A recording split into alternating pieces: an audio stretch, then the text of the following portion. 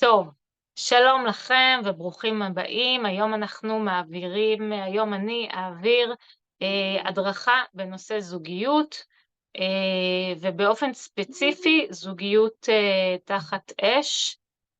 אנחנו נמצאים במצב שהוא לא פשוט. כבר עברנו תקופה לא פשוטה בקורונה, וכיום אנחנו נמצאים במלחמה, הילדים נמצאים בבית כבר חודש, ובעצם יש הרבה מתחים באופן טבעי, הרבה אתגרים שאנחנו נדרשים להתמודד איתם, וזוגיות היא בעצם, נקרא לזה ככה, הבן זוג שלנו הוא השותף שלנו, השותף שלנו לכל התהליכים של הקמת משפחה וגידול ילדים, ואחד הדברים שאני רואה שבזמנים כאלה שיש עומס, שיש הרבה חוסר ודאות, אם זה בצד הכלכלי, כי יש מקומות שהוציאו לחל"ת, ואם זה במשפחות שהבן זוג בכלל לא נמצא, כי הוא במילואים, ואם זה במקומות אם זה במשפחות שבעצם האישה או הגבר צריכים להישאר יותר שעות בבית, אז בעצם כל שינוי שהוא מהסטטוס קוו, מהשגרה, ותוסיפו לזה גם את החוסר ודאות לגבי מתי זה יסתיים ומה עומד להיות, בעצם מוסיפים המון מתח, מוסיפים איזשהו מתח נפשי ומעמסה רגשית שהיא גוזלת אנרגיה, ואז בעצם אנחנו נדרשים לתקשר יותר עם השותף שלנו, וגם סוג של מתחבר לנו או מתברר לנו ומתבהר לנו עד כמה הזוגיות שלנו מסוגלת לספוג את כל הרעשי רקע האלה, את כל החוסר אונים וחוסר ודאות ויציאה מהשגרה, אוקיי? אז בואו נסכם ונגיד שבעצם כל שינוי דורש מבן אדם יחיד אנרגיה כדי להסתגל לשינוי, ובכלל שכאן מדובר באיזשהו חוסר ודאות ויציאה משגרה והרבה שינויים, אז זה דורש לא רק אנרגיה מהבן אדם היחיד, אלא מהיחידה הזאת, מהשותפות הזאת. הזוגיות דורש מאיתנו להיות יותר בתקשורת.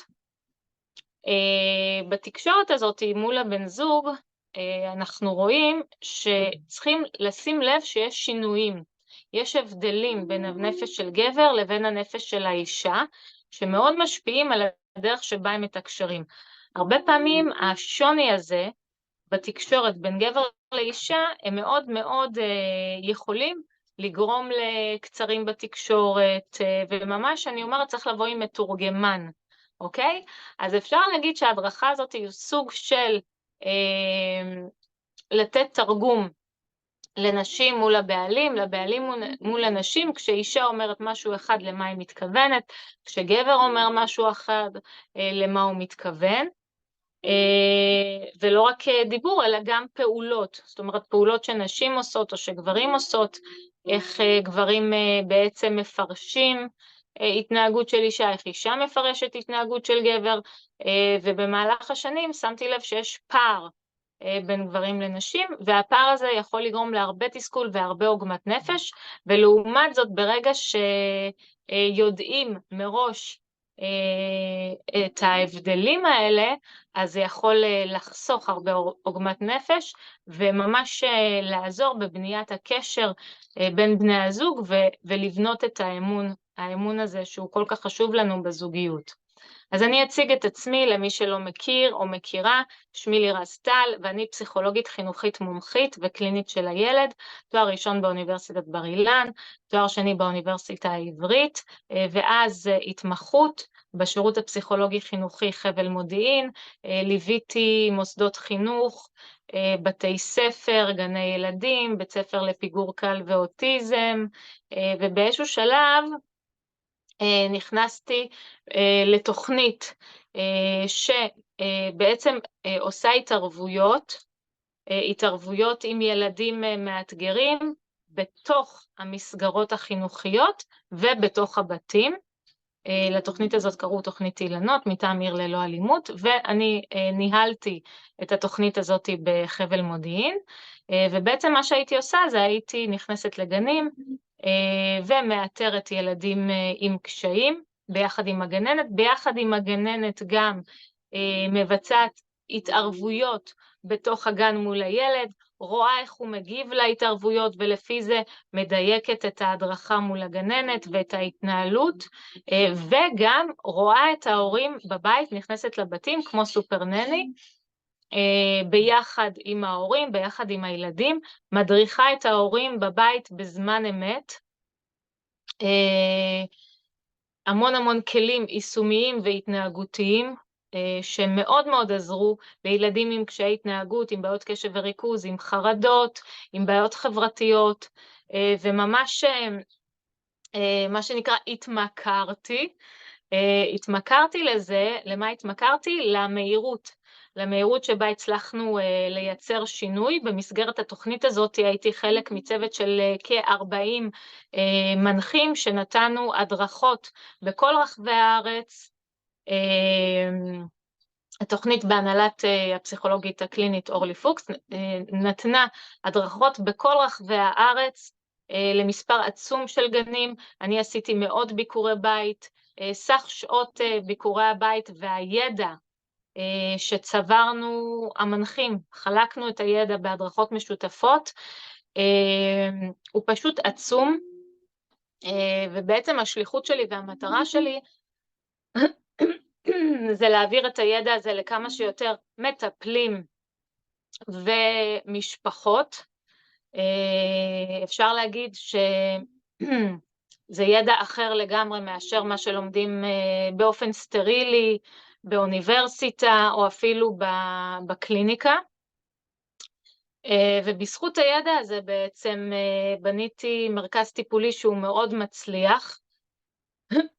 באיזשהו שלב עזבתי את השירות הפסיכולוגי, והתחלתי לטפל באופן עצמאי כפרילנסרית, ויותר מאוחר באמת מפה לאוזן פתחתי קליניקה פרטית, ומפה לאוזן הקליניקה הזאת הפכה למרכז טיפולי, וכיום יש לי מטפלות במרכז, אני מכשירה מטפלים, מעבירה הדרכות למטפלים, ואחד הדברים היותר משמעותיים שככה גיליתי במהלך השנים, זה שהזוגיות וההורות מאוד שלובים זה בזה. הרבה פעמים הורים הגיעו אליי להדרכת הורים, ותוך כדי הדרכת הורים הם גם סיפרו שהזוגיות שלהם השתפרה לאין ארוך. מעצם הידיעה שיש לכל הורה תפקיד שהוא שונה, ומעצם הידיעה שכל הורה, אם הוא גבר או אישה, הם שונים בנפש, ואני חושבת שזה גאולה, להבין שאנחנו שונים בנפש, כמו שהמראה הפיזי החיצוני שלנו הוא שונה, אז גם המבנה הנפשי שלנו הוא שונה. כמובן שבכל גבר יש חלקים נשיים, ובכל אישה יש חלקים גבריים בנפש, וזה בסדר גמור, ובכלל אנחנו בדור של גאולה של נשים, שנשים היום נדרשות לעמוד בחזית, ולגמרי לבטא את עצמם, להוציא לפועל את כל הכוחות שלהם. אז בעצם בהדרכה הזאת אני אשמח לשתף אתכם, ונתחיל דווקא בתקשורת, שזה דווקא הנושא השני שרשמתי בפלייר. נתחיל בנושא של התקשורת, שני דפוסים מאוד משמעותיים שגיליתי, שמאוד יכולים לחבל בתקשורת הזוגית. אני ככה אתן עליהם סקירה קצרה, ואחרי זה, שזה חומר שהוא יותר מעמיק ויותר מורכב, אחרי זה אני אדבר ממש על ההבדלים המשולבים בהורות ובזוגיות בין גבר ואישה, ואיך זה בא לידי ביטוי בהורות, ואיך זה בעצם גם תורם לזוגיות. אז בואו נתחיל. אז זה אחד הדברים הכי משמעותיים שגיליתי עד עכשיו, שבעצם נשים הרבה פעמים אומרות משהו אחד ומתכוונות למשהו אחר, זה לא אני גיליתי, זה ידוע, אבל אחד הדברים הכי משמעותיים זה שאישה הרבה פעמים,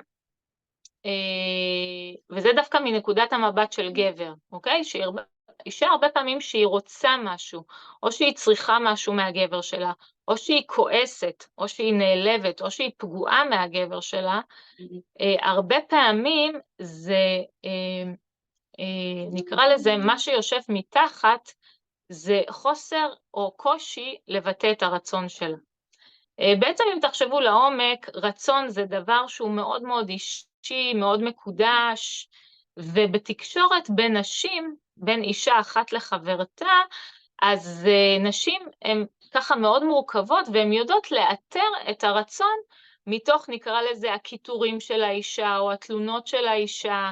זאת אומרת שאם אישה נפגשת עם חברה שלה, והיא אומרת לה, את לא מבינה, לא הספקתי היום לשבת אפילו פעם אחת, לא הצלחתי להיכנס לשירותים פעם אחת, ואני כל כך עייפה, ואני כל כך פה, ואני כל כך שם, אז מה החברה שלה תגיד לה? וואי, כאילו, אני מעריצה אותך, את מדהימה, ואת נהדרת. היא לא תנסה לתת לה פתרונות, והיא כן תיתן לגיטימציה לרגשות שיושבים מתחת, אוקיי? מה הרגשות שיושבים מתחת לתלונות האלה של האישה? הרגשות היא שאני מוצפת, שאני ככה בעשייה, שאין לי זמן לעצמי, אולי אני אפילו מתוסכלת או ממורמרת. אז אישה כשהיא בשיח עם החברה שלה, היא תדע לתת את המענה הרגשי, היא גם תיתן לה לגיטימציה לרגשות, היא גם תיתן לה הערכה לכל הקושי שהיא מתמודדת איתו, היא לא תיתן לה פתרונות, והיא לא תחווה את זה כביקורת עליה. לעומת זאת שאישה מדבררת את הקושי שלה מול הגבר שלה, אז הוא מתוקף התפקיד שלו, או הרצון שלו, להושיע את אשתו, את האישה שלו, אוקיי? הרצון הכי גדול של גבר זה שהאישה שלו תהיה מרוצה. אז אם האישה שלו באה ואומרת לו, אתה לא יודע מה היה לי, והילדים לא נכנסו לזום, והילד הזה הוא כל היום מול המסכים, והמתבגרת היא רעבה, והיא עצבנית, והיא מוציאה עליי את העצבים שלה, אז אם הוא גבר מאוד מאוד סטנדרטי, אז הוא יגיד לה, הוא ינסה למצוא לה פתרונות, אוקיי? קודם כל הוא ירגיש לא טוב עם עצמו, כי אשתו לא מרוצה, ואיך הוא לא בסדר, אוקיי? איך זה קרה? כי הוא לא בסדר. ואז הוא ינסה למצוא לה פתרונות, כי הוא רוצה שהיא תהיה מרוצה, אז הוא רוצה לתת לה פתרונות כדי שהיא לא תהיה מרוצה. אז הוא יכול להגיד לה, אז עכשיו תלכי לנוח, אבל אני לא רוצה לנוח, אני רוצה שהילדים יסתדרו. טוב, אז למה לא ביקשת עזרה? או למה לא, או שהוא יהיה מתוסכל והוא יהיה עצבני, והוא יגיד למה הילדים האלה לא מחונכים, אוקיי? ואז הם ייכנסו למין איזשהו מעגל מאוד שלילי של האשמה וביקורת. איך אפשר לעשות את זה אחרת? אז ברגע שאישה מבינה שהגבר שלה, בעצם הרצון הכי משמעותי והעמוק שלו, זה שהיא תהיה מאושרת, שהיא תהיה מסופקת. גבר שאשתו מרוצה, שאשתו מאושרת, שאשתו מסופקת, הוא מבחינתו מרגיש מלך העולם. למה הדבר דומה? לאמא, שהילדים שלה שבעים, שהילדים שלה מאושרים, שהילדים שלה מצליחים, היא מבחינתה מרגישה שהיא על גג העולם. אז כמו הרגשות של האמא, שהיא מרגישה אחראית על השמחה של הילדים שלה, אוקיי? אז ככה הגבר הוא מרגיש אחראי על השמחה של האישה שלו. עד כדי כך שאני זוכרת שהדרכתי איזושהי אישה שהיא אמרה לי, מאז שאמרת לי את זה, אני דואגת להראות לבעלי שאני שמחה ומאושרת, כדי שהוא לא יתייאש או יתעייף ממני. והיה איזה פעם שבכיתי, ואז הוא בא אליי ושאל אותי מה קורה, מה שלומך, אז מיד אמרתי לו, אני בסדר, הכל בסדר. אחרי זה היא הלכה למראה והיא ראתה שכל המסקרה שלה ככה מרוחה, אז בקיצור, לא לעבוד, לא על עצמנו ולא על הבעל, או על הגבר, אוקיי? הגבר רוצה שבאמת באמת האישה תהיה שמחה ומרוצה. עכשיו, הרבה נשים אומרות לי, בעלי, נראה לך שאני אהיה שמחה ומרוצה? מה שחשוב לו זה השקט שלו, לא יודעת מה, החברים שלו, היציאות שלו, התפילות שלו, שהוא ילך בזמן לתפילות שלו, העבודה שלו, אוקיי? אז זה מראה לי שיש כאן איזשהו, נקרא לזה, התרחקות מאוד מאוד גדולה מהמטרה הראשונית של הזוגיות, אוקיי? ואם תיזכרו בזוגיות שלכם בהתחלה, לפני שכל העומס הגיע ולפני אז הסיפוק הכי גדול של גבר, זה שהאישה שלו תהיה מרוצה. אם בדרך הוא כבר התייאש, והוא כבר אמר, מה שאני לא אעשה, היא לא תהיה מרוצה, והוא כבר נכנס לכל מיני איזה דפוסים שלפחות אני אדאג לעצמי, לפחות כאילו שיהיה לי שקט מהתלונות שלה, אז אנחנו כבר נמצאים במקום שהוא מאוד לא בריא מבחינת המערכת הזוגית. אבל במקור, בטבע, בשורש, כמו שאישה מאוד חשוב לה שהילדים שלה יהיו שמחים ומאושרים, ככה הגבר, זה כמו דומינו, אוקיי? אני מנסה לראות אם יש לי פה אמצעי המחשה, אוקיי? זה כמו דומינו, נקרא לזה ככה, שעומדים ככה, ובעצם נקרא לזה, זה הילדים, אז האישה היא ככה מרגישה שהיא על הילדים, והגבר הוא על האישה, אוקיי? ככה הקדוש ברוך הוא ברא אותנו, וזה מאוד מאוד מופלא.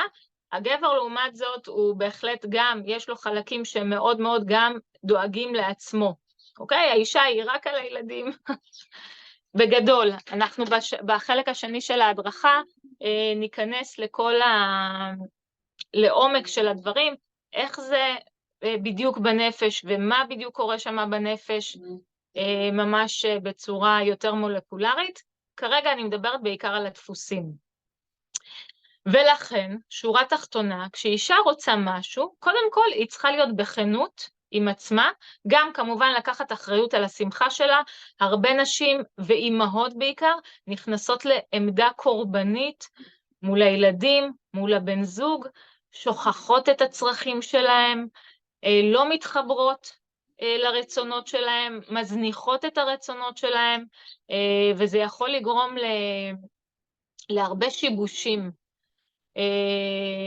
בקשר, ובכלל, בסופו של דבר, אישה שהיא שמחה, היא גם אימא יותר שמחה, היא גם בת זוג יותר שמחה, אוקיי? אז שלב ראשון אנחנו לוקחות אחריות על השמחה שלנו, ואיך אנחנו לוקחות אחריות על השמחה שלנו? בעצם אנחנו מנסות להבין מה אנחנו צריכות, מה אנחנו רוצות. לא בהכרח שהבעל יכול, או הגבר שלך, או לא בהכרח או בכלל, לא בהכרח שאת יכולה למלא את הצרכים והרצונות שלך, אבל קודם כל שלב ראשון זה לדעת מה את רוצה ומה את צריכה. דרך הרגשות אני מבררת לעצמי מה אני רוצה ומה אני צריכה. אם אני כועסת, אני מבינה שנפגעתי, שיש איזה אלבון מתחת, ואני מנסה להבין מה האלבון שיושב מתחת, איזה צורך לא קיבלתי, לא קיבל מענה, ואם זה איזשהו פחד, אוקיי? אז הפחד הוא הרבה פעמים מגלה מהרצון שלי דרך השלילה, זאת אומרת, אם אני מפחדת, חס וחלילה, חס ושלום, בטל ומבוטל, שיקרה משהו למישהו שאני אוהבת ויקר לי, אז הרצון שלי זה להרגיש מוגנת ושהם ירגישו מוגנים ואהובים. מי זה לוי? מרתק. אתה גבר? שנחשף עכשיו לסודות הנשיים? אוקיי, אז ואז באמת השלב הראשון זה להבין מה אני רוצה ומה אני צריכה, וזה דורש המון המון אומץ להבין מה אני רוצה, וגם לתקשר את הרצון הזה. ולגברים שבינינו, אם ישנם, אז אני אגיד, לוי, שבעצם ברגע שהאישה מתחילה לקטר או להתלונן, אז הכי נכון זה לשאול אותה מה את צריכה ממני. או מה את רוצה ממני. והרבה פעמים האישה תגיד, אני רוצה כן לעודד אותה, כן לעודד אותה ולגרום לה להרגיש בטוחה, להגיד את הרצון שלה ומה הצורך שלה. לפעמים היא יכולה להגיד לו, ורוב הנשים אומרות, פשוט תגיד לי שאני צודקת, אוקיי? זה איזשהו אישור לרגשות שלה. נשים מאוד זקוקות כולנו, כן, כן, בשבילך, בהחלט. נשים מאוד זקוקות להרגיש שהרגש הוא לגיטימי. כולנו זקוקים לזה, אבל נשים גם מדברות את זה, אוקיי? והגבר למשל יכול להגיד, את צודקת, את צודקת שאת מאוד עייפה, את עובדת מאוד קשה, אוקיי? לתת לגיטימציה לרצונות ולצרכים. עכשיו אם גבר רואה שהוא לא יכול למלא למשל את הרצונות או את הצרכים של האישה, עצם זה שהוא נותן לה לגיטימציה זה דבר עצום בשבילה, וכן, נשים יכולות ללמד את הגברים לעשות את זה. למשל, אם אישה מאוד פגועה וכועסת על הבעל שהוא חוזר מאוחר, שוב ושוב ושוב, אחרי כמה פעמים שאמרה לו שחשוב לה שהוא יגיע בזמן, שחשוב לה שהוא יגיע מוקדם, אז היא יכולה להגיד לו, קודם כל אני רוצה שתחזור בזמן שאתה אומר, ודבר שני, אני מאוד פגועה ואני רוצה להרגיש שאני הכי חשובה לך. אוקיי? זה צורך מאוד משמעותי של אישה, להרגיש שהיא מקום ראשון מבחינת הגבר, שהיא במקום הראשון, והיא יכולה גם להגיד לו, אני רוצה שתגיד לי שאני הכי חשובה לך ושאתה אוהב אותי, שאתה אוהב אותי ושאני הכי חשובה, כי הרבה פעמים גברים בשביל האישה שלהם, הם רודפים אחרי הכסף, והם רודפים אחרי כל מיני מטרות או מטלות, אפילו תפילות, זאת אומרת, הם יודעים שלאישה שלהם למשל חשוב, שהבעל שלה הוא יהיה צדיק וירא שמיים, אז הם יכולים, או אחרי פעילות ציבורית שהיא חשובה מבחינת הקהילה, ולאישה חשוב שהבעל שלה יהיה מעורב, או אפילו מול הילדים, חשוב לה שהבעל שלה יהיה מעורב בחינוך או בבית הספר, אז בכל זאת, האישה רוצה להזכיר לגבר מדי פעם, שעם כל הכבוד, הפעילות הציבורית שלך חשובה, והמעורבות שלך חשובה, וכמובן הפרנסה חשובה, אבל אני רוצה להרגיש, וכמובן התפילות והמצוות, אבל אני רוצה להרגיש שאני במקום הראשון. ומספיק שהוא יגיד לה את זה, הרבה פעמים מספיק שהוא יגיד לה, את הכי חשובה, ואישה צריכה לקחת בחשבון שהיא באמת הכי חשובה, אוקיי? ואם היא לא מרגישה ככה, היא צריכה להגיע למצב עם הגבר שלה שהיא מרגישה הכי חשובה עבורו, כי זה משהו נפשית שהוא צורך מאוד משמעותי עבור האישה, שהיא מרגישה שהיא הכי חשובה עבורו ושהוא אוהב אותה. אוקיי? ואז איך היא יכולה להגיע לזה? דרך זה שהיא אומרת את הרצונות שלה, דרך זה שהיא מחוברת לרצונות שלה, והרבה פעמים במקום להתלונן, אוקיי? שזה אחלה עם חברה, עם האחות, עם האמא, לבוא ולהגיד מה אני רוצה, מה אני צריכה. זאת אומרת, הרבה פעמים אישה, בשביל לקבל לגיטימציה לנוח, אוקיי? היא תבוא לבעלה והיא תגיד לו, אני לא ישבתי שנייה, ואני הכנתי להם פה, ואני עשיתי להם שם, ובעבודה לא נחתי, וזה וזה וזה, והיא מצפה שהגבר שלה יבוא ויגיד לה, את יודעת מה? לכי, תשני, תנוחי 20 דקות עליי, אני מתקתק פה את העניינים. הוא מרגיש שאת מתלוננת, הוא מרגיש איזשהו ביקורת, הוא מרגיש שהוא נכשל, כי את לא מרוצה, אוקיי? הוא לא מבין שזה דרך בשבילך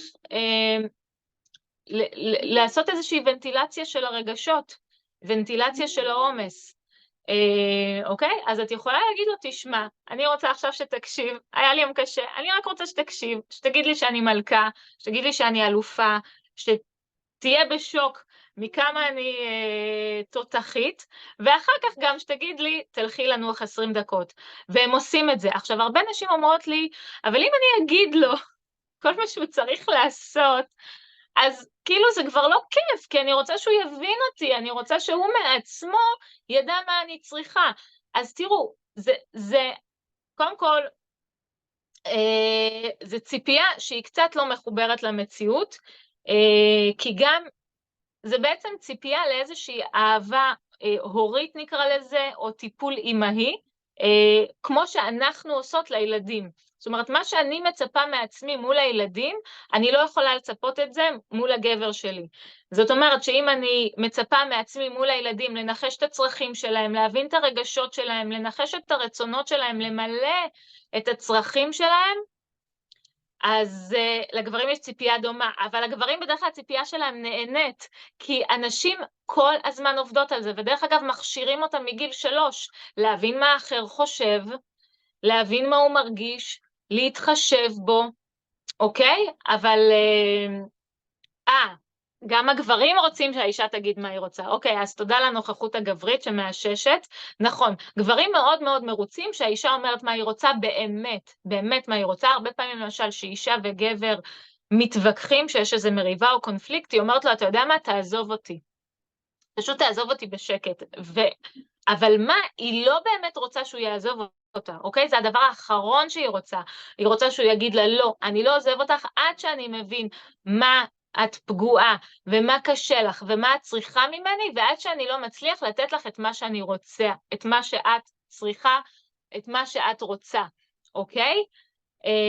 לכן, הרבה פעמים מתוך המקום הנעלב והנפגע, אז האישה היא מרחיקה את הגבר, אבל בעצם מה שהיא רוצה זה שהוא יכיר וייתן לגיטימציה לרגשות שלה ולרצונות שלה, ואפשר ללמד את הגברים לעשות את זה, כן?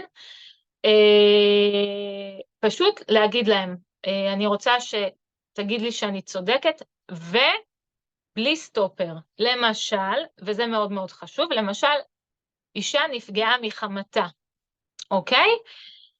היא נפגעה מחמתה, ואו, לא מחמתה, מחברה שלה, מהילד שלה, אוקיי? היא נפגעה אפילו מהמתבגרת שלה, זה קורה בהחלט, והיא עצבנית, והיא פגועה, והבעל אומר לה, מה קרה, מה פה, מה שם, והיא אומרת לו, תשמע, היא אמרה לי ככה, היא עשתה לי ככה, ואני נעלבתי, אז קודם כל אני רוצה שתגיד לי שאני צודקת. והוא אומר לה, נגיד שזה גבר שכבר למד, והוא מתקדם, והוא אומר לה, את צודקת, זה באמת היה מאוד מעליב, ודרך אגב, זה שהיא צודקת, זה לא אומר בהכרח שהוא עכשיו צריך, לא יודעת, אין לזה איזה השלכות, לא לדבר עם אמא שלו, או להחרים את החברה, או לא יודעת מה, להיכנס בילדה, במתבגרת, פשוט מה שאני רוצה, מה שאני צריכה ממך, זה שתגיד לי שאני צודקת, אוקיי? והנה הוא הצליח להגיד לה שהיא צודקת, הוא הצליח להגיד לאישה שלו שהיא צודקת, ואז למחרת הוא אומר לה, נו, מה קרה? או לא למחרת, אחרי כמה שעות הוא אומר לה, טוב, יאללה, דפדפי, עבר, נגמר, מת. ולא, היא עדיין פגועה, אוקיי? אז בלי סטופר, ואפשר להגיד לו, תשמע, אני עדיין פגועה, וזכותי להיות פגועה, ואני אצא מזה כשאני אצא מזה, אוקיי? זאת אומרת, הנפש צריכה את הזמן. הנפש צריכה את הזמן. גם אם בשכל, למשל, את, בתור אישה חכמה, מבינה, שזה לא היה, זאת אומרת שזה בקטנה, ושאולי די, דפדפי, אבל בנפש זה לא עובר, אוקיי? אז תני לעצמך את הזמן, וגם תבקשי את הזמן הזה, להתאושש, אוקיי? כי כמו שהנפש שלנו, כמו שהגוף למשל חוטף מכה, וזה כואב, וזה עובר מתי שזה עובר, אין לנו שליטה על זה, אז גם בנפש, אוקיי? אין לנו שליטה, אז אנחנו יכולים כן לנסות לשים קרח, כן לנסות, אבל בכל אופן דורש התייחסות. לא דורש שאם קיבלתי מכה עכשיו במקום מסוים, אז דווקא אני את המקום הזה עכשיו יפעיל אותו. לא, כי זה יכאב, אוקיי? דורש איזושהי התייחסות, דורש התייחסות שהיא מכבדת לכאב. אוקיי? אז אמרנו שאישה זקוקה ללגיטימציה לרגשות שלה ולרצונות שלה, שאישה לא רוצה פתרונות מהגבר,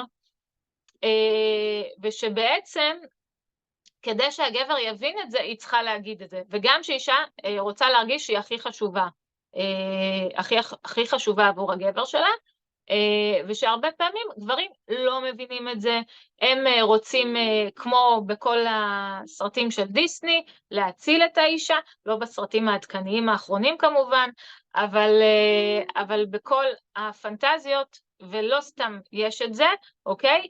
יש לגבר איזשהו רצון להציל את האישה שלו, להושיע אותה, שהיא תהיה מסופקת, שהיא תהיה מאושרת, אז הם ישר רצים לפתרונות, אוקיי? או שהם רצים לפתרונות, ואם הם לא רצים לפתרונות, אז הם נשארים במקום של, או שהם מרגישים שמבקרים אותם ומאשימים אותם, וגם אם מבינים שהאישה לא מבקרת ומאשימה אותם, הם עדיין מרגישים אשמים, אוקיי? וזה משהו שהוא ככה מוסיף לכל הביאבוע הזה והמורכבות הזאת.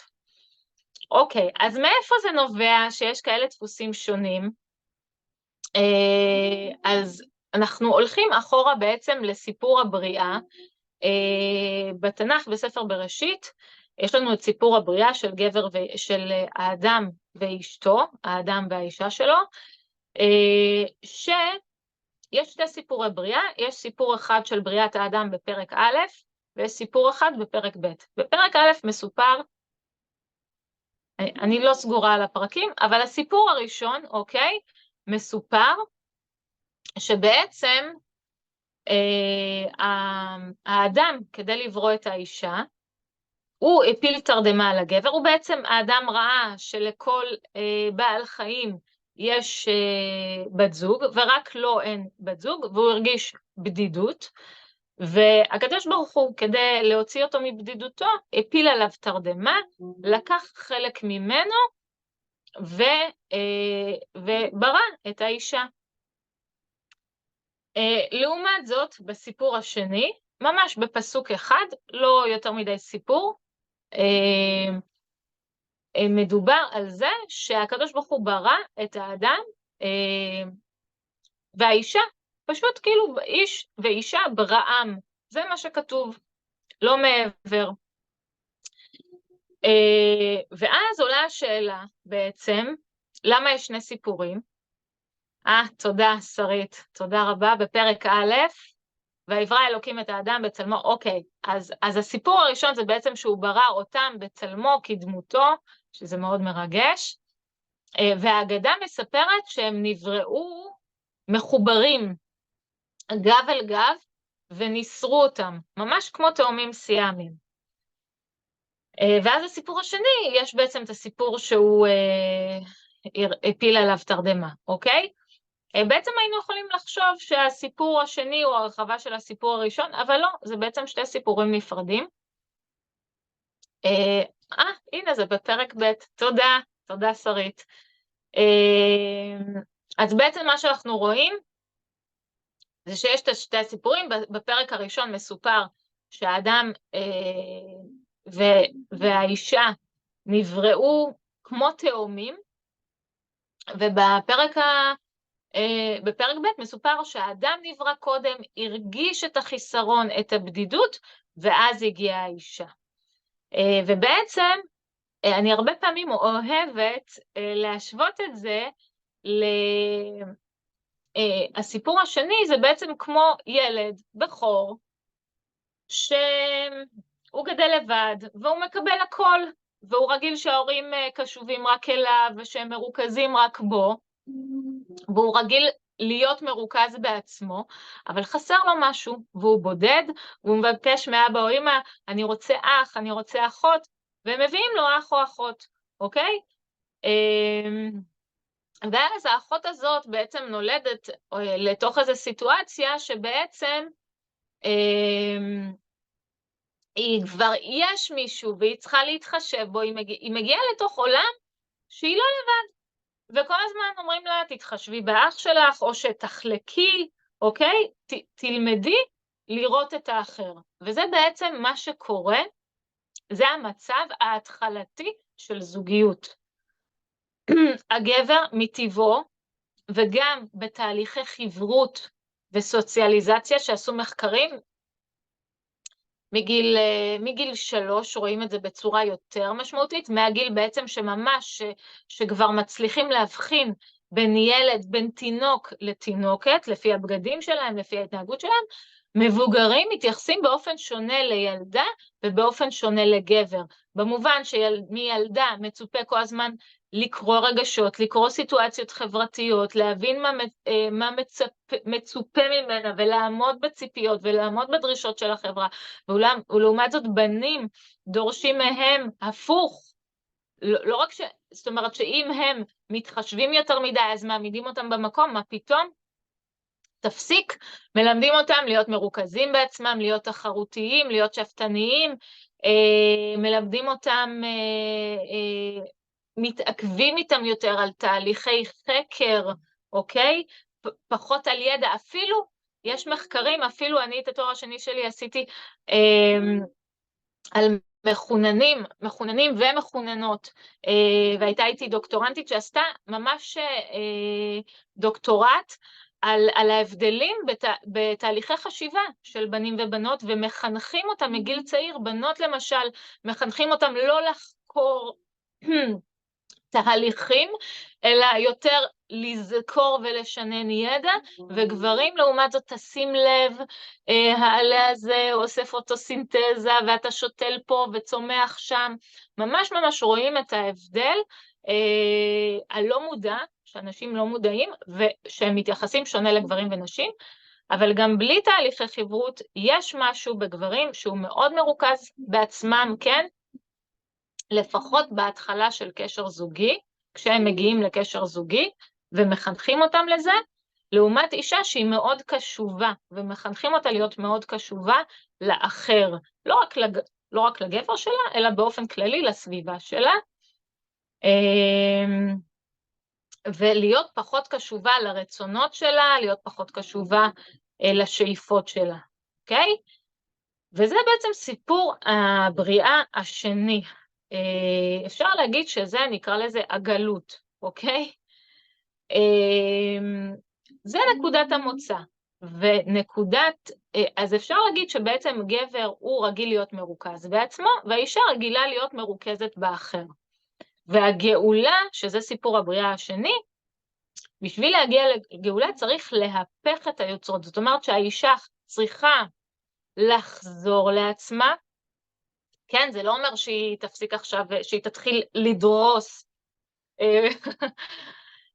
את הבן זוג שלה, או את הילדים שלה, את החברות שלה, ממש ממש לא, אבל שתוך כדי שהיא קשובה לאחרים, היא צריכה לעשות גם את הסטופ הזה, ולחזור ולהיות קשובה לעצמה, להיות קשובה לרגשות שלה, לרצונות שלה, לצרכים שלה, ולתקשר אותם, לתקשר אותם לצד השני, לתקשר אותם להורים שלה, לבן זוג שלה, וזה חלק מהגאולה שלה, אוקיי?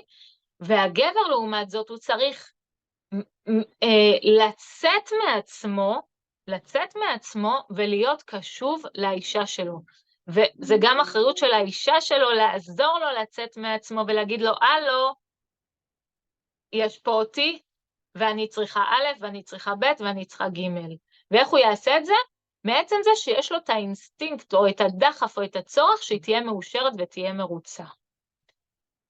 אוקיי, אז בעצם הסיפור הראשון של בריאת האדם, זה סיפור הגאולה, שהם מחוברים אחד לשני, ואפילו צריך לנסר אותם, צריך איזושהי מובחנות, צריך איזושהי נפרדות, יש גישה מאוד יפה בזוגיות של גישת המובחנות, אוקיי? ברגע שהם מובחנים אחד מהשני, הם עושים את העבודה הזאת של המובחנות, אז באמת ממש התקשורת היא הרבה יותר בריאה. אוקיי, אז שאלות עד כה?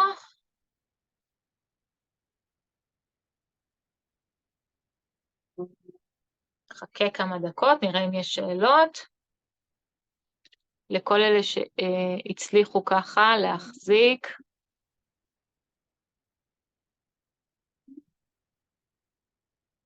טוב, אז איזה כיף, אפרת, איך רק פעם ראשונה את בהדרכה שלי? אני לא מבינה.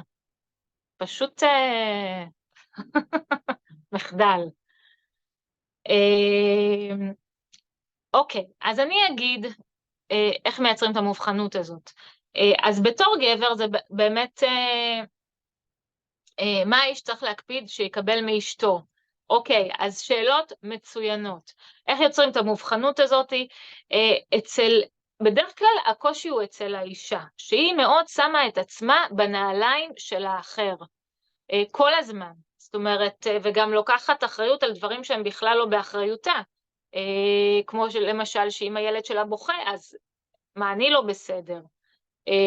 גם הגבר, האמת היא גם הגבר, עכשיו שאני חושבת על זה לעומק, הוא יכול להגיד לעצמו, זה שאשתך קשה לה, עבר עליה יום קשה, או שהיא מתלוננת, זה לא בהכרח קשור אליך, בוא תראה איך אתה יכול לעזור לה, אוקיי? זה לא באשמתך, אבל כן באחריותך לעשות א', ב', ג', בכלל בחיים, בעבודת הנפש, חשוב, מאוד מאוד משמעותי, להפריד, לנסות, לנקות אשמה, אשמה זה רגש שהוא פחות משרת אותנו, כמובן שזה רגש שהוא הכרחי וחשוב וטוב, אם הילדים שלנו עשו משהו רע, או אם אנחנו עשינו משהו שהוא לא מדויק, שהוא לא נכון, זה דבר שהוא נותן לנו אינדיקציה שאנחנו מחוברים, זה דבר טוב, אבל אחרי שהאשמה עולה, להגיד רגע מה אני עושה עם זה, אוקיי? אני רוצה לעבוד עם זה, אני רוצה לברור את האשמה הזאת, להוציא מהאשמה הזאת את הגאווה, של הייתי יכולה לעשות ככה והייתי יכולה לעשות אחרת, ולקחת אחריות על חלקים שהם כן בשליטתי, אוקיי? אז את האשמה הזאת, אני אומרת, אוקיי, אני מרגישה אשמה, אני מרגישה לא בסדר, מה כן היה בשליטתי שאני יכולה לעשות אחרת? זה משהו או מה אני יכולה לעשות כרגע, אוקיי? זה משהו שכן גבר יכול לעשות מול האישה שלו, וזה בהחלט תורם למובחנות, והכי פשוט, אני כל הזמן אומרת, הכי פשוט, זה להגיד לאישה שלו מה את צריכה ממני, מה את צריכה ממני עכשיו, ואפילו אם זה נאמר בקוצר רוח, טוב בסדר, אז מה את צריכה ממני עכשיו, זה עדיין התחלה מאוד מאוד משמעותית ואותנטית, שאני רוצה לתת לך מענה, גם אם יש לי כל מיני לחץ ועצבים ואשמה ולא יודע מה, אני כן בכל זאת רוצה להיות כאן בשבילך, ואני רוצה לברר מה את צריכה ממני. וזה דורש מהאישה לחזור לעצמה ולהבין מה היא רוצה ומה היא צריכה, אוקיי? כן, זה מוקלט. איך מייצרים את המובחנות הזאת? דיברנו, מה האיש צריך להקפיד שיקבל מאשתו. בעיקרון האיש, מה שהוא רוצה מאשתו זה שהיא תהיה שמחה.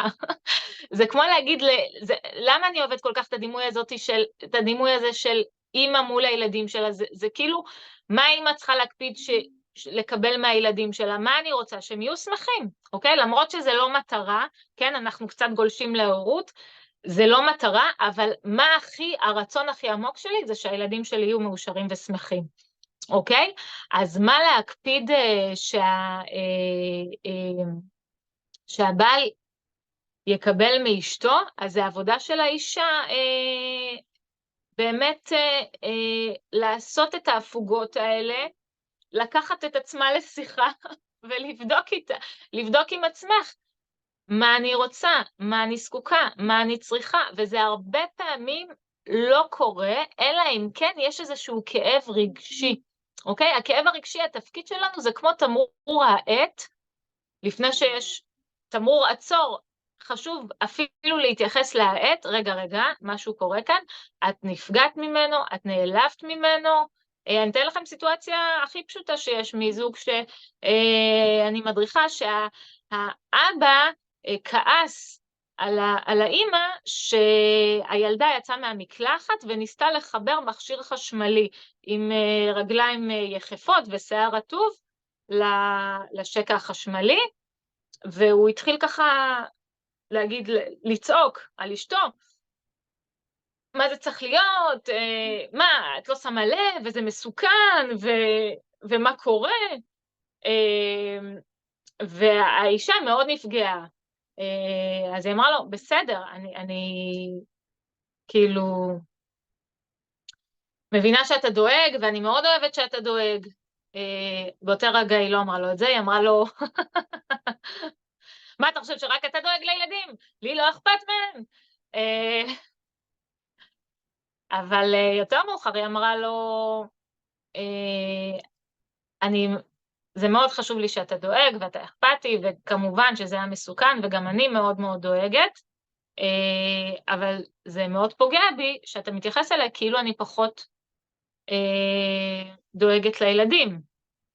וכמובן הוא אמר לה, מה פתאום, אני לא חושב שאת פחות דואגת לילדים, אז היא אמרה לו, בסדר.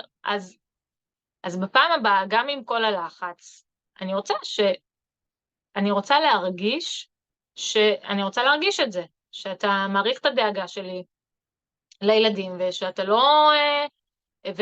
ולהבין אוקיי, עכשיו, זו סיטואציה שבדיוק משקפת מה קורה בימים אלה, כי אנחנו בלחץ הישרדותי, אוקיי? בלחץ הישרדותי אין זמן או אין מקום לכל מיני דיבורים יפים, ועולה הרבה דברים, וצפים הדברים שהם אמת, שהם אותנטיים, אוקיי? וזה עשה איזושהי שיחה מאוד מאוד של ריפוי בנפש, אחר כך בין הבעל לאישה, מה כן באחריותי, מה לא בשליטתי, אוקיי? יש דברים שהם לא בשליטתי, יש דברים שהם כן באחריותי ובשליטתי, ועל זה שאנחנו כל כך אוהבים את הילדים שלנו, ואנחנו כל כך דואגים להם, ושזה פשוט באמת מפחיד מה שקורה היום, וזה מפחיד שאין לנו שליטה על כל דבר, זה מפחיד שאין לי שליטה על כל תנועה של הילדה שלי, שבלי לשים לב, ואני לא נמצאת לידה שנייה, והיא לוקחת מכשיר חשמלי, אוקיי? זה מפחיד אותך, זה מפחיד אותי, אוקיי? אז זה ריפוי מאוד מאוד גדול בנפש. אז יש לנו עוד זמן לעוד כמה שאלות, ואחרי זה יש לי הפתעה בשבילכם. אז בואו נראה עוד כמה שאלות.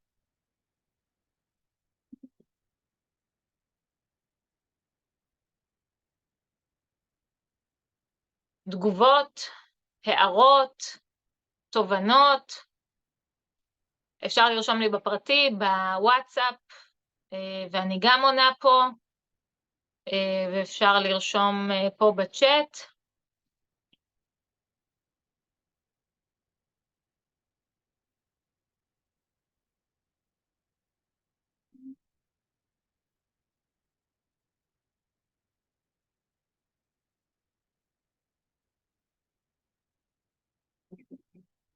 טוב, אז בינתיים אני אספר לכם שבעצם כל הרעיון להדרכה הזאת התחיל מזה שפנה אליי גבר, בן אדם מאוד מאוד נחמד, שסיפר לי שגם בלי המלחמה, אבל בעקבות המלחמה מאוד מאוד החריפו הקונפליקטים בינו לבין אשתו, ושאל אותי אם אני מטפלת, אם הם יכולים להגיע אליי, אז כמובן שאפשר להגיע אליי גם להדרכה זוגית, וגם יש לי קורס, מיני קורס אני קוראת לו, שחלק אני חושבת אפילו פה מהאנשים שפה אפילו שמעו אותו, זה מיני קורס עם 5 או 6 שיעורים מוקלטים קצרים מאוד, מדויקים מאוד, לטעמי, כן? אבל אני גם מקבלת מהם משוב מצוין, ויש את ההדרכה לעומק בעניין התפקידים המשלימים בזוגיות ובהורות, עם יותר הרחבה סביב ההורות, ובדרך כלל אני משחררת את הקורס הזה לפני חגים, כי בראש השנה, בדרך כלל אני מפרסמת משחררת את הקורס הזה בט"ו באב ובראש השנה בהנחה מאוד משמעותית,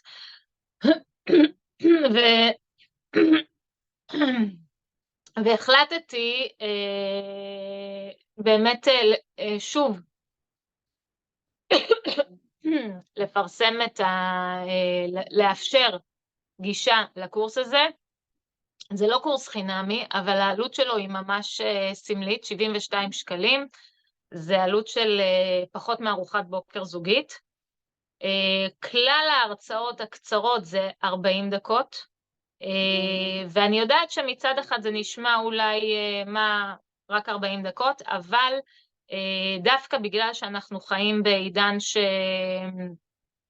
שאנחנו רוצים מהר את הידע ואת הכלים, אז יש שם הדרכות מאוד קצרות, מאוד ממוקדות, מאוד קלות לעיכול וליישום, כלים פרקטיים, וגם הדרכה מעמיקה של 1.5 שעות, אני חושבת, בנושא התפקידים המשלימים בזוגיות ובהורות.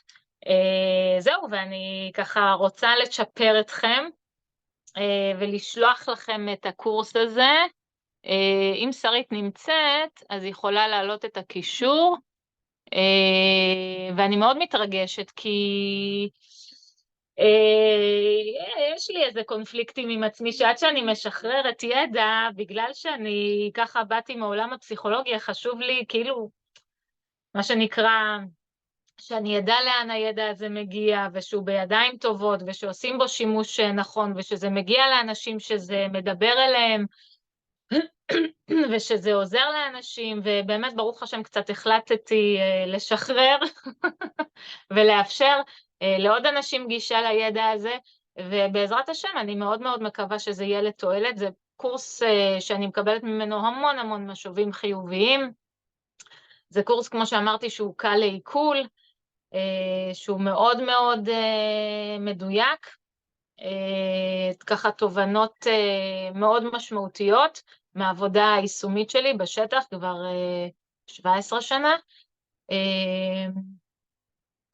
עם הרבה תובנות שיעזרו לכם גם בזוגיות וגם בהורות, ואני כן אעלה את הקישור הזה. רגע, איפה זה?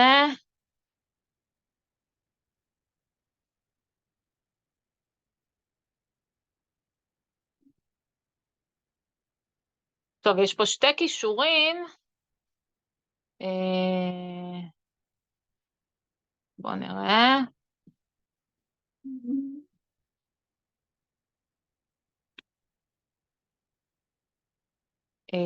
באדיבות שרית, התותחית, שככה דואגת לכם, וגם כל הזמן אומרת לי, תפרסמי, תפרסמי, שעוד אנשים ייהנו, שעוד אנשים יקבלו את הידע הזה. אז אני שולחת, וזהו, אז קודם כל תהיו בקשר, תרשמו לי מה קיבלתם מההדרכה הזאת, זה מאוד מחזק אותי, זה מאוד מעודד אותי להמשיך לתת את ההדרכות, וגם אני ככה מפרסמת את המשובים שלכם, ואז עוד אנשים נכנסים לראות את ההדרכות האלה, ואני חושבת שזה מאוד חשוב בימינו. אנחנו מאוד קצרי רוח וקשה לנו להעמיק, אבל אין מה לעשות, אין קיצורי דרך, צריך ידע, וידע הוא... תודה דבורה, תרשמו לי בוואטסאפ, גם פה זה מצוין, אבל גם תרשמו לי בוואטסאפ, אתם יכולים גם לרשום בקבוצה, זה הכי טוב, לרשום בקבוצה זה הכי טוב, ואז אנשים באמת מסתקרנים ורוצים לשמוע את ההדרכה, וזה מאוד מאוד מביא המון המון תועלת, ובעזרת השם, עם הרבה הרבה תפילות להחלמת כל הפצועים, ולנחמה גדולה לכל האבלים, ולשחרור כל השבויים, ולחזרה לשלום של כל חיילינו, ולהצלחה של כל חיילי צבא הגנה לישראל, ולשמחה ועלייה גדולה והצלחה של כל עם ישראל. זהו. להתראות. ביי.